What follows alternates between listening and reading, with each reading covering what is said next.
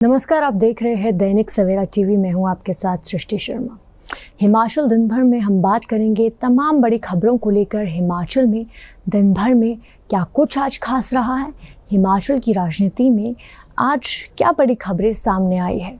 सबसे पहले बात कर लेते हैं प्रदेश सरकार के मुख्यमंत्री सुखविंदर सिंह सुक्खू की। सुखविंदर सिंह सुक्खू आज सोलन में मौजूद थे, जहां पर इंदिरा गांधी प्यारी बहना सुख सम्मान निधि योजना महिलाओं के लिए लाई सौगात। मुझे ये बताते हुए खुशी हो रही है कि हम हमारी 5वीं गारंटी को पूरा करने जा रहे हैं। 18 साल से ऊपर की 80 साल तक की सभी जो हमारी महिलाएं हैं उनको हम इस वित्तीय वर्ष में 1500 रुपया मासिक पेंशन देने की घोषणा करते हैं। ये हमारी सबसे बड़ी गारंटी थी।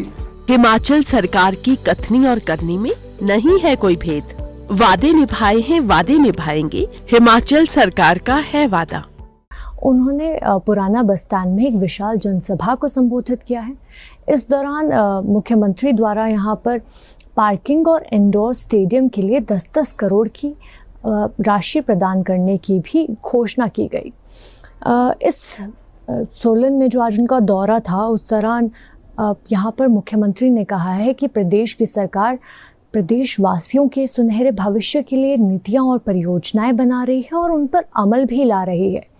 संसाधनों की कमी के बावजूद भी हिमाचल की सरकार प्रदेशवासियों के लिए काम कर रही है। और जबकि जो भाजपा है उस पर यहाँ पर आरोप लगाते हुए मुख्यमंत्री ने कहा है कि भाजपा अनैतिक तौर पर लोकतंत्र की जो व्यवस्था है उसे खराब यहाँ पर कर रही है। जिस तरीके से बीते दिनों प्रदेश में जिस तरीके का माहौल रहा है उसको लेकर यहाँ पर सवाल उठाए गए हैं।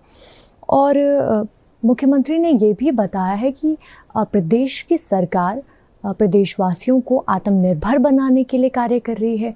जो भी परियोजनाएं सरकार के द्वारा लाई जा रही है उनका एक ही मकसद है कि प्रदेशवासियों का उत्थान किस तरीके से किया जाए और सभी वर्गों के लोगों को मद्देनज़र रखते हुए ही सारी योजनाओं को बनाया जा रहा है। इसी तरीके से जिस तरह बीते दिनों जो प्रदेश ने आपदा का सामना किया था, उस दौरान भी प्रदेश को आर्थिकी में जो आर्थिकी जिस तरीके से डगमगाई थी और केंद्र सरकार से भी कोई भी मदद नहीं मिल पाई थी, उसके बावजूद प्रदेश ने विशेष तरीके से सभी लोगों को सहयोग करने की कोशिश की है और सभी लोगों के लिए यहाँ पर कई सारे पैकेजेस देने की यहाँ पर घोषणा भी की थी। और यहाँ पर कई लोगों को जो जिस तरीके से आपदा पैकेज दिए गए थे उसकी दूसरी किश्त भी अब जारी करने की बात कही है। और एक और चीज़ यहाँ पर मुख्यमंत्री ने आज कही है कि आम आदमी को देखते हुए ही सारी परियोजनाएं यहाँ पर सरकार द्वारा बनाई जा रही है। और अभी जो 2024 और 25 का बजट है उसमें भी एक विशेष यहाँ पर घोषणा जो की गई थी, एक योजना जो लेकर आई है प्रदेश सरकार, मुख्यमंत्री सुख शिक्षा योजना। इस योजना के तहत प्रदेश में 27 वर्ष की उम्र से अधिक जो बच्चे हैं, जो कि ऐसी विधवाओं के बच्चे हैं देश की जो 27 वर्ष की उम्र से ज़्यादा जिनकी उम्र है, उनकी शिक्षा के लिए जो भी खर्चा होगा वो प्रदेश सरकार के द्वारा वहन किया जाएगा।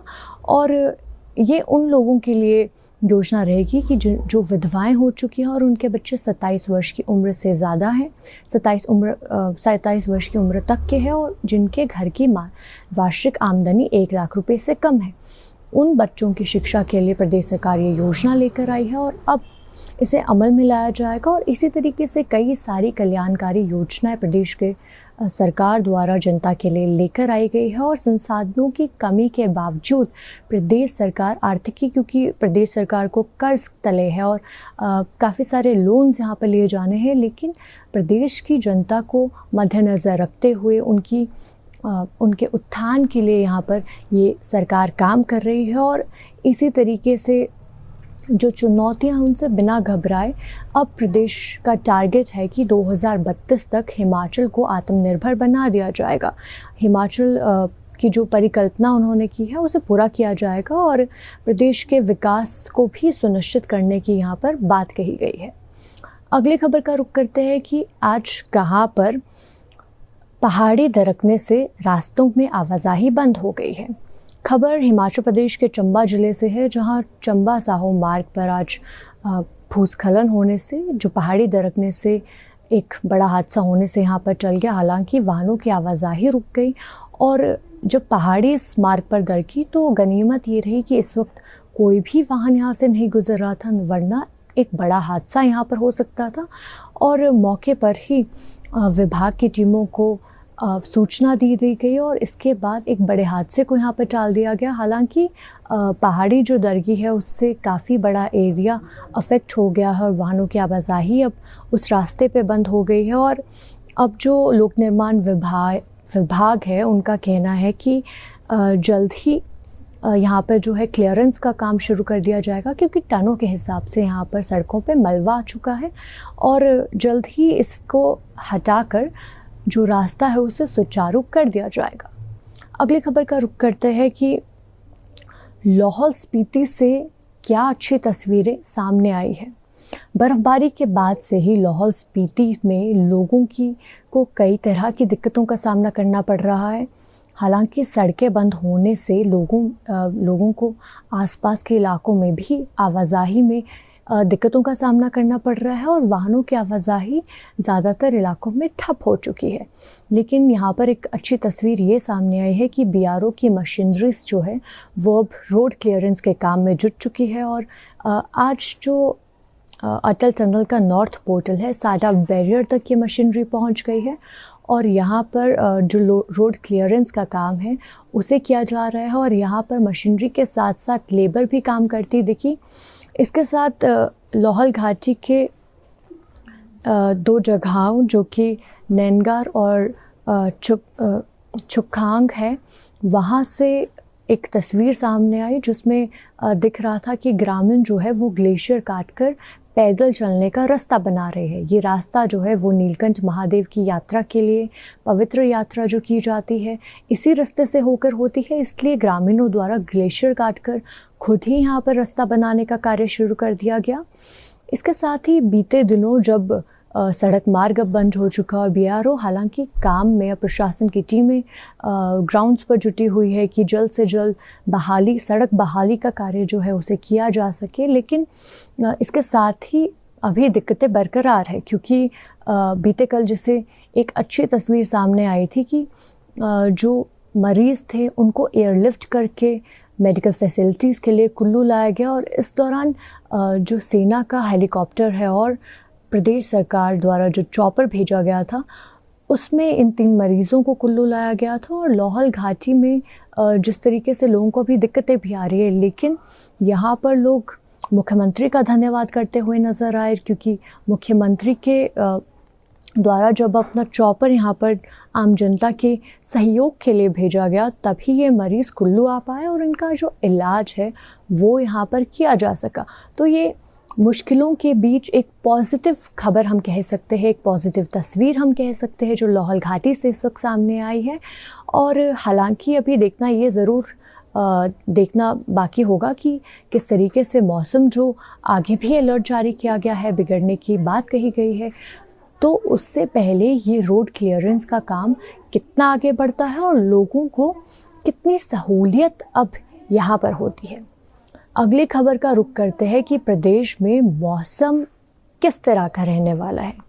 प्रदेश की मौसम की बात की जाए तो आज ज़्यादातर इलाकों में मौसम सामान्य बना हुआ था। हालांकि आसमान में बादल छाए हुए नज़र ज़रूर आए, लेकिन जिस तरीके से अब मौसम विभाग द्वारा कहा गया है कि प्रदेश में मौसम का मिजाज जो है वो अब फिर से बदलने वाला है।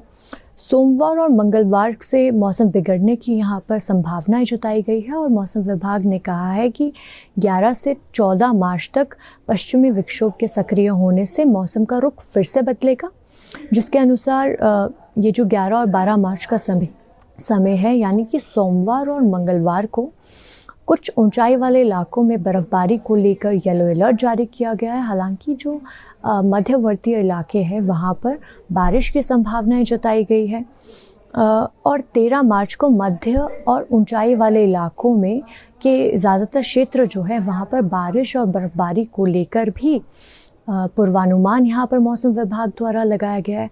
तो अगर हम कहें कि मौसम विभाग द्वारा अगले ये जो आने वाला सप्ताह है इसमें भी ख़राब मौसम को लेकर अलर्ट यहाँ पर जारी किया गया है। इस ख़राब मौसम से लोगों की कितनी मुश्किलें बढ़ती है ये भी देखना यहाँ पे आगे रहेगा, क्योंकि अभी भी बीते दिनों जब बर्फ़बारी हुई थी उसके बाद कई जगहों पर सड़कें बहाल नहीं हो पाई हैं, आवाजाही ठप है वाहनों की और लोगों को दिक्कतों का सामना करना पड़ रहा है। और मौसम विभाग द्वारा अब अगले कुछ दिनों तक 14 मार्च तक खराब मौसम को लेकर अलर्ट यहाँ पर जारी किया गया है। ये कुछ तमाम जानकारियाँ थी, अपडेट्स थी जो दिन भर में हिमाचल में हुई है। हिमाचल की खबरों के लिए देखते रहिए आप दैनिक सवेरा टीवी।